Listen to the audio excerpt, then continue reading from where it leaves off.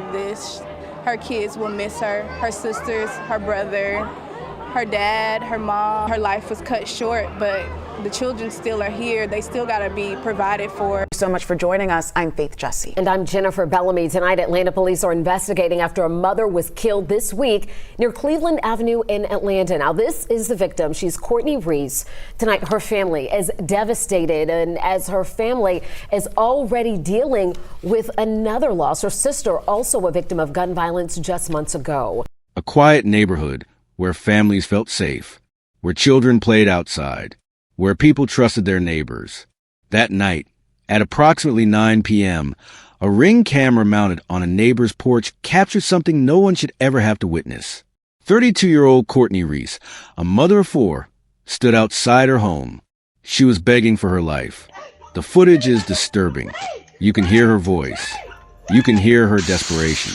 And then gunfire. 10 shots. Not 1, not 2, 10. But here's what makes this even more horrifying. The shooter's gun jammed during the attack. Most people would stop. Most people would run. Derek Rankins didn't. He cleared the jam and kept firing. Even after Courtney collapsed to the ground, he continued pulling the trigger. Inside the house, her 3 daughters and son heard every single shot. Courtney Reese wasn't just a victim in a news report. She was a woman known for her vibrant personality. She loved her children fiercely. She was rebuilding her life after ending her relationship with Derek Rankins. Trying to move forward despite unimaginable grief her family was already facing. The Ring camera captured it all.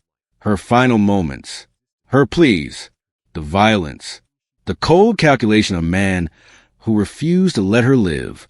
But why? What would drive someone to execute the mother of his children in front of her own home? The answer lies in a Facebook post. A secret Derek had been hiding. A truth Courtney decided the world needed to know. After their breakup, Courtney discovered Derek had been living a double life, involved in same-sex relationships he kept hidden from everyone. Hurt, angry, and perhaps wanting him to feel the same exposure and pain she felt, she posted about on Facebook. His secret was no longer his to control. And that's when everything went deadly. What would you do if someone exposed your deepest secret to the world? How far would you go to protect your hidden life? Drop your thoughts in the comments below. And if this is your first time on this channel, hit that subscribe button. We cover the true crime cases that demand to be heard. What happened after those 10 shots rang out? How did police track down Derek Rankins? And what made this tragedy even more heartbreaking for Courtney's family? Stay with me. What you're about to hear will leave you speechless. Also developing tonight, a violent end to the search for a gunman who killed an Atlanta mother. And today, an Atlanta police officer was shot while serving a warrant for that murder suspect in Henry County. That's right. So what we do know is that the officer is expected to survive. That suspect is dead. And through it all, Courtney Reese's family, they are mourning her loss. Reese was just 32 years old. She had 3 daughters and an 11-year-old son. 1 week ago, she was shot and killed on Springside Drive, that's south of Cleveland Avenue. And the investigation into her murder, it led the Southeastern Fugitive Task Force to a home in Stockbridge today. Atlanta police say when they arrived, the suspect here, Derek Rankins, started shooting. An officer was hit in the arm. Rankins died during this standoff. But police have not yet said if he took his own life or if he was killed. And today, Courtney's father is speaking out, saying that while he doesn't wish harm on anyone, he's glad that Rankins won't be a danger to anyone else. We do know that a homegoing service for Courtney is set for this Thursday in Decatur. With breaking news out of Henry County, an Atlanta police officer shot while serving a warrant with the U.S. Marshals. That's right. And in the last few hours, we've learned that the suspect, who is now dead, was wanted by APD for the recent killing to a mother of 4 children. 32-year-old Courtney Reese was shot multiple times last week along Springside Drive in southeast Atlanta. This shooting captured on a nearby Ring doorbell camera, and it showed that suspect firing at least 10 shots even after Reese collapsed. Well, in the past hour, Reese's father told 11 Alive that he doesn't wish death upon anyone, but said, quote, "This was the best outcome because this guy was a danger to others while on the run." We have live team coverage for you tonight. Molly Oak is live from the scene in Henry County with more on what led to this turn of events. But we're going to kick things off with Joe Ripley outside Grady Hospital. So, Joe, do we know the officer's condition right now? Yes, we understand. According to Atlanta Police Chief Darren Shearbaum, the Atlanta police officer shot while helping to execute the search warrant in Stockbridge is currently getting treatment after he was shot in the arm. He is expected to be okay, though. We did see a number of law enforcement show up here to pay their respects and show solidarity in supporting this officer as he recovers. It was an 18-year APD veteran, Shearbaum said, that was sent here to Grady Hospital, flown by a Henry County Sheriff's Office helicopter. This, of course, is all tied to a search warrant in Henry County. A regional task force led by U.S. Marshals executed the search warrant this morning in Stockbridge for Derek Rankins. He is the man accused of shooting and killing Courtney Reese 1 week ago near Cleveland Avenue in Atlanta. Reese was a mother of 4. She was just 32 years old, shot at least 10 times. She had lost her sister just months before that. Police say they identified Rankins as a suspect, and tonight Chief Shearbaum says Rankins is dead after an hours-long standoff. This is what we train for. We recruit men and women who have a quality to stand in the gap for their communities.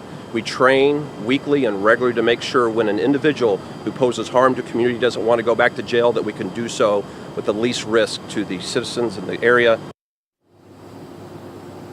And tonight, Shearbaum says no other officers were injured throughout this search warrant execution. It's still unclear tonight, though, whether Rankins shot himself or whether officers fired and shot and killed him. The GBI still has that under investigation. We're live outside Grady Hospital in Atlanta. Joe Ripley, 11 Alive News. All right, Joe, thanks a lot. By the way, 11 Alive's Molly Oak continuing our team coverage live from Henry County. And Molly, dozens of law enforcement officers have been on the scene for most of the afternoon.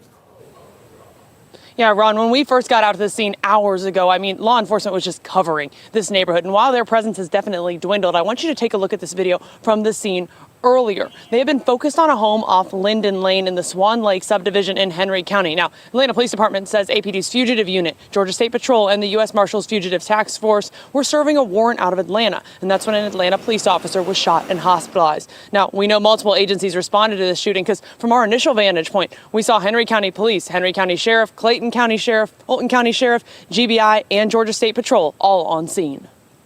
And then more and more cars kept coming, and I finally found where everything was, and then I got stuck, and come to find out, my wife was looking it up online, trying to find out what was going on. Next thing we found out, it was serving a murder warrant, and the marshal got shot, and luckily he's going to come to find out he's going to be okay, but. As you can see from that crime scene behind me, still an active scene, even with that law enforcement kind of dying down just a bit. But we'll keep you updated as the investigation continues out here in Henry County. For now, reporting live, Molly Oak, 11 Alive News. All right, Molly, thanks a lot for the update there. Investigative reporter Zach Merchant joining us live now. So, Zach, we're learning more about what's happening with these law enforcement officers. What more can you tell us tonight? Well, tonight we're talking about the Southeast Regional Fugitive Task Force. It is led by the U.S. Marshals Service, but it includes law enforcement officers from lots of different local agencies, including APD. And tonight we spoke with Thaddeus Johnson. He's a GSU criminology professor. He's also a former law enforcement officer, and he says that task force specializes in a particular kind of work. When they get involved, either it's a very high risk warrant that they're serving, or it's very complicated, has a lot of moving parts where you need to tactically coordinate where you can hit these places at certain times so people can't be tipped off, so you can bring people to justice. You know, Zach, this is very difficult for law enforcement officers on the scene. You talked to Johnson about the risk of being an officer in that situation. What did you learn? His answer sort of came in two parts, and you've got to remember he's a law enforcement vet himself. Yeah. He says from a purely statistical perspective, even when serving warrants for serious charges, it is uncommon for a law enforcement officer to be hurt, but he also said every time officers serve a felony warrant like this, where the suspect could be facing many years behind bars if convicted, the potential for something to go wrong is a lot higher than during most other police activities. Absolutely, especially if the suspect's behind the door. You can't see what's going on there. So thanks a lot for that perspective. We appreciate it, Zach. Thank you so much. And all of you at home can stay with our continuing coverage at 11alive.com. Developing tonight, trying to hold on to the happy moments while working through their grief after a mother of 4 was shot and killed on Tuesday night. Now the community is rallying around the family of 32-year-old Courtney Reese. 11 Alive's Angelina Salcido joining us live tonight from Atlanta Police Headquarters. And Angelina, you spoke with many of those who knew and loved Courtney. And this is the very first time that we are hearing from them. Her younger sister tells me that she was vibrant and she always kept a smile on her face. Courtney shot and killed in Atlanta just months after one of her sisters was shot and killed in DeKalb. Tonight, this family tells me neither one of them deserved to die this way. She was a vibe, the life of the party. Her infectious smile is keeping her grieving family's spirit high. She was everybody's hype man. She was everybody's cook. Courtney Reese remembered tonight with purple balloons, music, and love. It's a party. It's a celebration like she would have had any other day. Lena is Courtney's older sister. She didn't deserve this.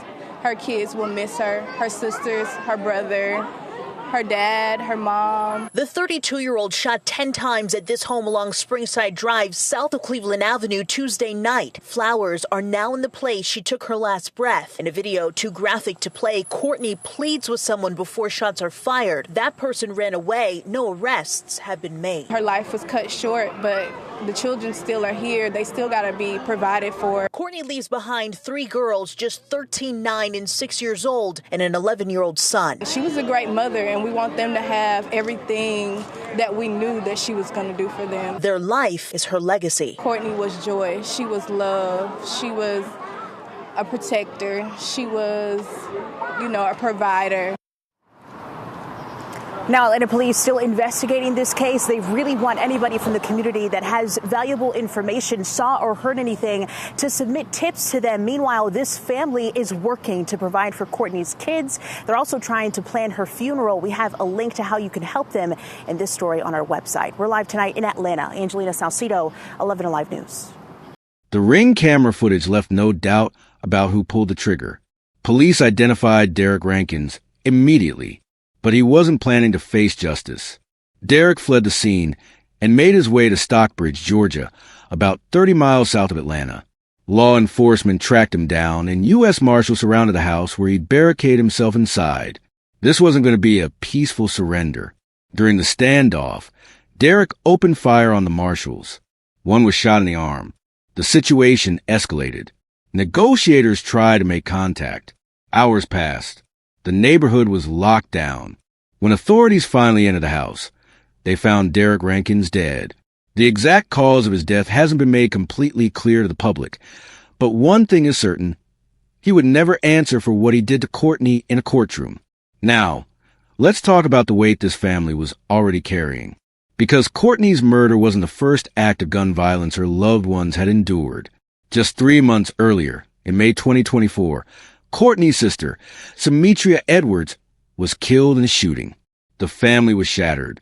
They were still planning memorials, still crying at night, still trying to figure out how to keep living after losing someone they loved.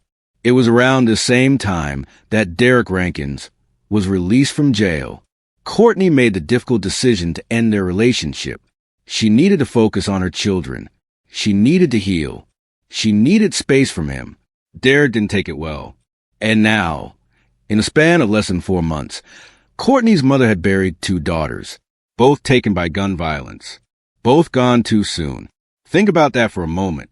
2 daughters, 2 funerals, 2 sets of memories that will never be made. But the cruelest part of this entire story, the 4 children Courtney left behind, 3 daughters and 1 son, who will grow up without their mother. They were inside the house that night. They didn't see what happened, but they heard it. Every shot, every terrible second.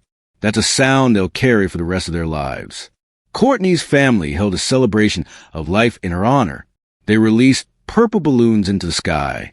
They shared stories. They cried together. They tried to find some way to say goodbye to a woman who should still be here. A GoFundMe was set up to help support her children as they face a future without their mom. Because while the headlines fade and people move on to the next story, those kids still wake up every day in a world where their mother is gone. If you're watching this and it touched you in any way, consider sharing this video. Let Courtney's story reach someone who needs to hear it. And speaking of our community here, drop a comment and let me know what state or country you're watching from. I love seeing where all of you are tuning in from around the world. Now, I want to talk about what we can actually learn from this tragedy. Because this channel isn't just about telling stories. It's about understanding what went wrong and how we can recognize danger before it's too late. This case is about shame. It's about secrets. It's about what happens when someone values their hidden life more than another person's actual life. Derek Rankins made a choice. When Courtney exposed his secret relationships on Facebook, he didn't choose honesty. He didn't choose to walk away. He didn't choose accountability. He chose violence. And here's something people don't talk about enough. Leaving an unhealthy or controlling relationship is often the most dangerous time for victims of domestic violence. The moment someone decides they're done, the moment they take back control of their own narrative, that's when abusers feel they're losing power. And some of them will do anything to take that power back. Courtney spoke her truth. She shared what she discovered about Derek's double life. And he killed her for it. This isn't just about one man's secret.